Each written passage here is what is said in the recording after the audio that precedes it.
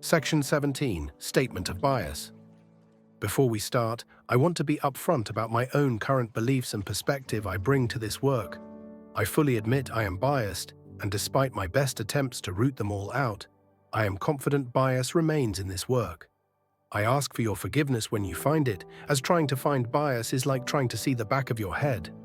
You can't do it without a mirror, just like I can't do it without you. I believe I am genuinely trying to begin a discourse that may provide humanity meaningful alignment. If my intent was just to be pleasantly agreeable, I would have excluded this whole section about belief systems from the work. However, it is only because I truly care about unity that I have to address this topic. The most probable candidate for us to provide information on the afterlife has to be filled. It is too important and potentially divisive to leave unevaluated and undecided, possibly even the most meaningful question in existence. In my case, for much of my life, I had an agnostic view on faith. The claims of divine revelation, miracles, and eternal consequences seemed far-fetched and difficult to reconcile with reality.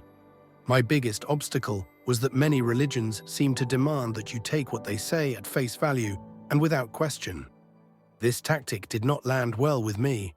I didn't feel particularly inclined to accept what was obviously someone's interpretation as an absolute. Nor did I think it wise to take anything so fundamentally life-altering without question. To state my bias clearly, after years of evaluation, my answer is Christ. To be as fair as possible, I will avoid saying more on why until later. I want to be clear that my objective in this work is not to convince you of a particular candidate, but to encourage you to examine all the evidence for yourself and come to your own conclusion. The evidence and rationale I provide are genuinely the ones I find most compelling for each candidate we are examining. But there is always more outside that which is included in this work. For the same reason, if I am being intellectually consistent, if there is better non-theological evidence for another candidate other than Christ, I should immediately revise my answer. After all, the truth is what we should be striving for. Beyond my opinion, I encourage you to come to your own conclusions on the matter.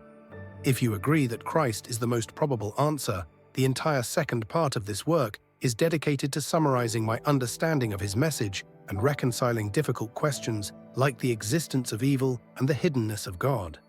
If you don't agree with my conclusion in Christ, then I encourage you to still earnestly seek alignment by truth and meaning in a way that benefits all of mankind. Regardless, the choice is yours to make. As we go into this analysis, I would like to acknowledge the deeply personal and sacred nature of belief for many people. I know subjecting the foundational claims of any tradition to critical examination can feel uncomfortable, even blasphemous, for sincere believers. My intention is not to offend or undermine anyone's faith, but rather to engage in an honest and respectful inquiry into the evidence and implications of these claims. In this approach, I recognize that knowledge and perspective is inherently limited, and have a genuine desire to understand and appreciate the truth and beauty found in all the world's great and wise traditions. If you have insight you think would be helpful to this end, please reach out to me at the email address in the description. It is only because I deeply care about unity and the alignment of mankind that I undertake this controversial subject, and I don't do it lightly. I have no malice or hatred towards any faith. I do love humanity and genuinely believe by critically evaluating each system, we can all achieve greater consensus and reduce the likelihood of making eternal errors.